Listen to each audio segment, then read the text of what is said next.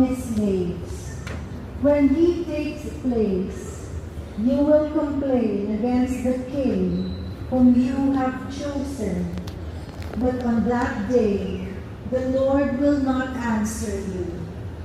The people, however, refused to listen to Samuel's warning and said, "Not so.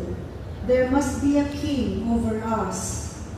We too must be like other nations, with a king to rule us and to lead us in warfare and fight our battles."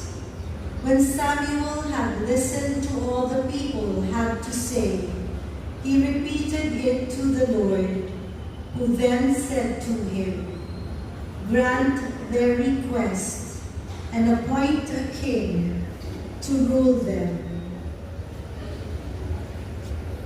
The word of the Lord. Thanks be to God. Forever I will sing the goodness of the Lord. Forever I will sing the goodness of the Lord. Blessed the people who know the joyful shout. In the light of your countenance, O Lord, they walk. At your name they rejoice all